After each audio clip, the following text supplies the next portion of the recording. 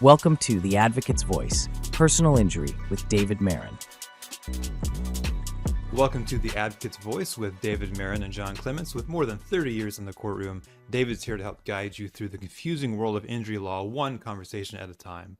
Today's episode tackles a difficult issue, wrongful death. It's very technical, it's very sad, but it needs to be talked about. So David, thanks for joining us today. Thank you, John. Good morning. Good morning. So as we talked a bit, before we hit the record button, this is a difficult subject, a lot of very technical things. We'll try to break it down so people can understand it. But when I think about wrongful death, I'm not a lawyer, and my entire knowledge of wrongful death comes from TV shows. So I'm just going to assume that I don't know what it is. So can you help me understand what wrongful death is in the context of New Jersey law and how it's maybe different from other kinds of injury cases? Wrongful death on the civil side, meaning not criminal, is all about whether the dependents of someone who's taken from you can successfully make a claim against those who are responsible for your loved one's death. And that's it in essence. But remember, we're talking civil side, which is on the criminal side, it may result in charges against the person, but that's only if that person has acted criminally and would result in punishment to that person. The wrongful death claim on the civil side is for damages. It's for monetary damages. We will never replace the loss of your loved one. And in fact, New Jersey does not allow any claims for your grief or the loss of the love of that person that you lost. Those things are considered priceless. And New Jersey, among many states, does not permit recovery for those things. What we do permit are things that can be equated to money or equal money or can be replaced in some fashion by money.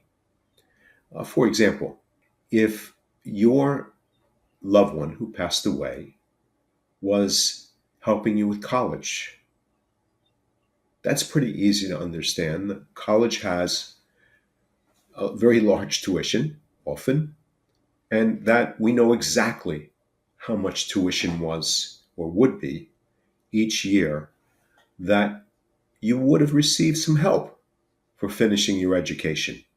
We can figure that out. We can calculate the numbers.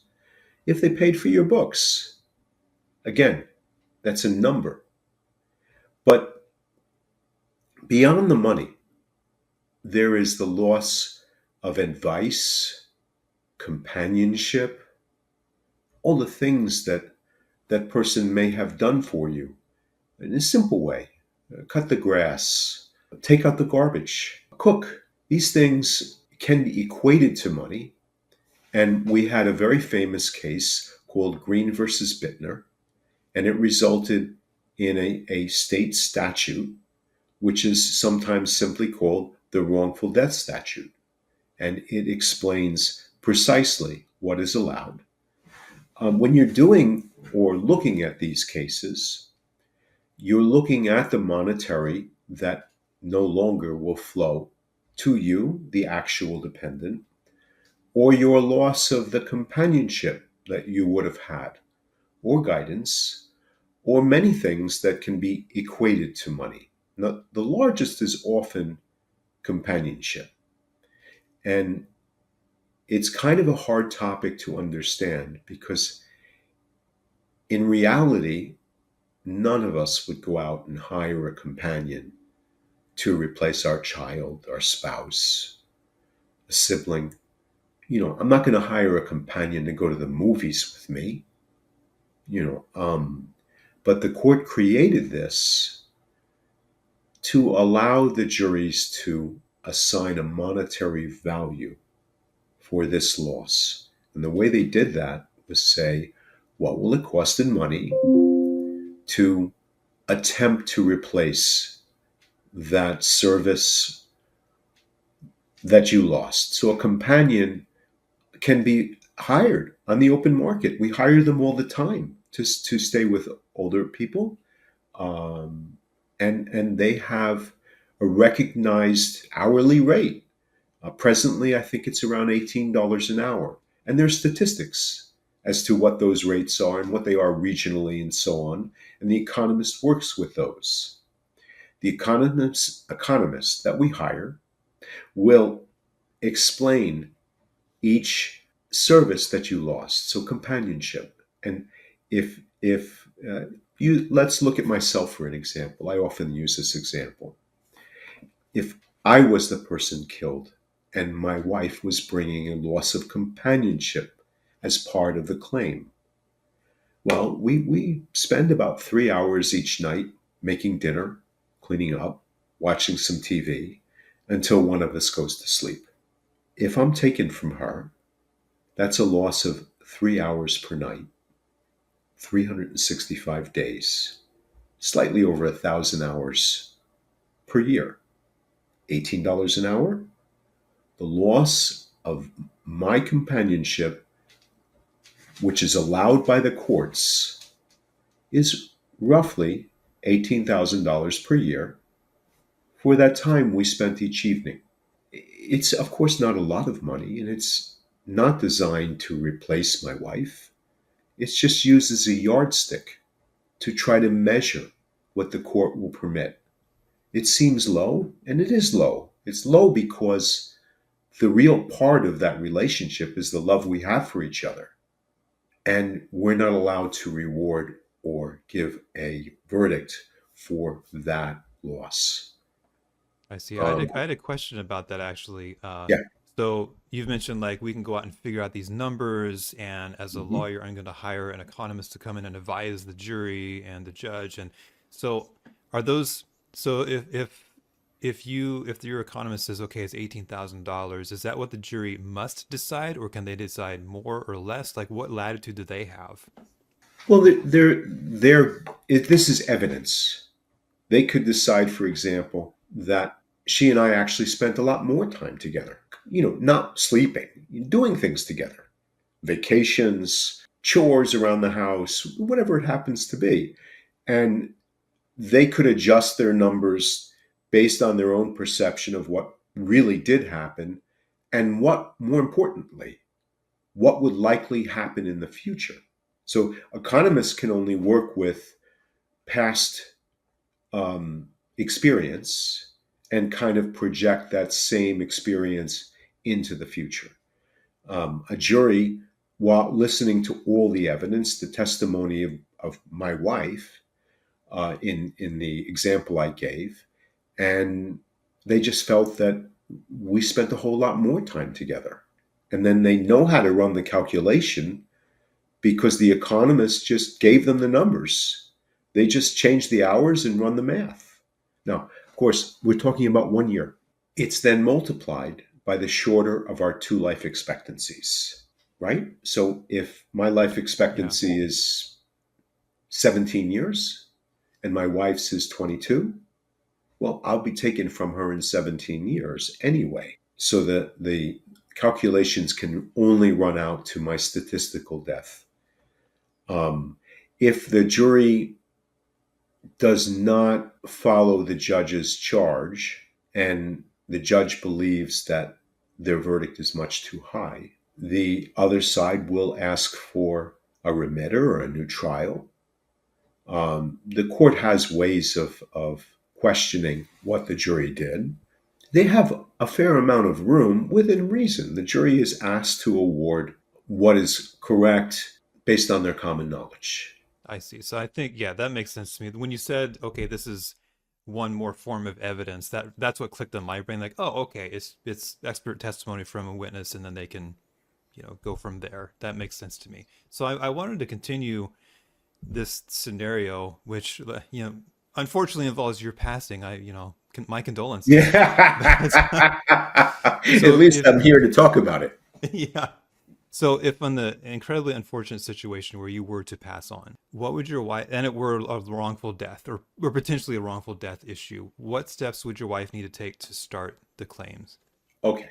Really, the first thing that they should do is call a lawyer, and right away, because there are things that need to be done to take care of what you need to take care of. I mean, you have to bury in the situation, in the scenario we use, myself, Yeah, sorry about that. the loss of your loved one. You have to arrange for a funeral.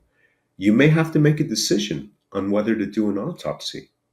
You'll have to make a decision on whether to donate the organs. You have a lot of things that you need to do. If you have a trusted attorney, or you hook up with a trusted attorney that you can believe in and understand, it's a good idea, because there are questions that can be answered. If I'm called and I'm uncertain about the cause of death, and the chance to ask for an autopsy is still there, I encourage the family to ask for one, because then we stand a much greater chance of understanding the mechanism of the death. I had a case many years ago. A man working for a company was operating some, I'm going to show my age, some Rube Goldberg contraption I know what that is. that his company built to apply or spray concrete on the inside of a 3-foot wide steel pipe that went underneath the river. And he would follow behind this machine, making sure that the machine did its job. And the machine obviously was 3 feet wide. It had a hose attaching the back and large electrical cabling to power it. The machine shorted out and this man died. Everybody knew he died from this accident, but the cause of death became relevant because we said that he was electrocuted.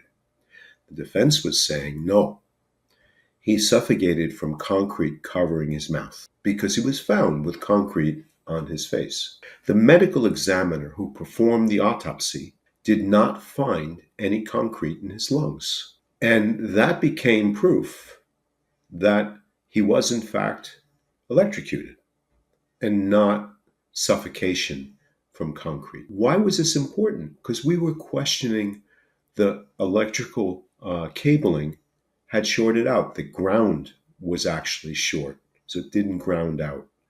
And when one of the windings on the motor hit the case, the whole unit became hot. The man touched the inside of the steel pipe because he was walking in it, must have touched the structure of the machine itself, and he was electrocuted. So going back to the podcast, the autopsy was very important in that case because cause of death was an issue. So if you're early enough and you have the option and cause of death is of concern, request it. Request it. It's done generally either there at the hospital or by the county medical examiner. That often takes weeks, if not months, to get the complete report with Yeah, I want to toxicology. break in because this raises an important point, I think. First of all, that was a very illustrative example of wrongful death. I think that's something that I can now understand a little bit better what that actually means. So that's a great example for that. But counseling someone to get an autopsy performed on a loved one like that, there's a lot of emotions involved in something like that. So how do you come alongside as an attorney from the emotional side? How do you support people and help them make the right decision and feel like they're making a good decision? It's more about information. Most families, they rise to the occasion, and you're able to provide them with the information that they need to navigate what they need to do. So one of the important things, for example, is going down to the surrogates court and basically setting up an estate for your loved one. Now, if there's money in the estate, money that needs to be distributed, that's an administration. General administration. If you're just investigating a case, that's an ad prosequendum, or to prosecute. But it's the people down at Surrogate are unbelievably kind, patient, and they help you with all these documents if necessary. It might be wise to call and see if you need an appointment, But very often you can just walk in and you won't have to wait too long to see a probate clerk, and they will help you get started. If there's a will, bring the original will. Bring a death certificate with the raised seal. All these little things the attorney can help with, just explaining how things fit, how they work, who to talk to, what to bring, what to look for, this kind of thing. While personal injury attorneys are not generally estate attorneys, so someone who passes with a large estate, with a lot of investments, property, money, something like that, they're still going to be well advised to have an estate attorney. But if you are investigating a wrongful death, that's something a personal injury lawyer can assist with. I hope you've got a question coming about the differences between someone who may have suffered before they've died and then what happens to their dependents after they've died. Yeah, I think that might be another episode all into itself, David, because we're running short on time today, so we'll write that down and we'll ask you that next time. How about that? That'd be fine. Basically, just to end on the correct note, one is a survivor's action, and that is for conscious pain and suffering of the person who passed away. And the other cause of action is wrongful death, what we've been speaking about today. Okay, well, I look forward to our next conversation where we dive into that topic. But until then, David, thank you so much for coming on today. It's a hard subject. It's a tough subject, but it's an important subject. Thank you for your perspective. Thank you, John. And to our listeners, thanks for listening to The Advocate's Voice with David Maran and Jon Clemence. We hope today's conversation helps shed light on what to do and what not to do in a wrongful death claim. And if you or someone you know or care about has been involved in a personal injury situation, don't wait. Visit njmalpractice.com to learn more or to schedule a free consultation with David and his team. And as always, subscribe to The Advocate's Voice for more real talk and trusted legal insight from the courtroom to your corner of New Jersey. Thank you. Thanks for watching. Be sure to hit that like and subscribe button and leave us a review in the comments.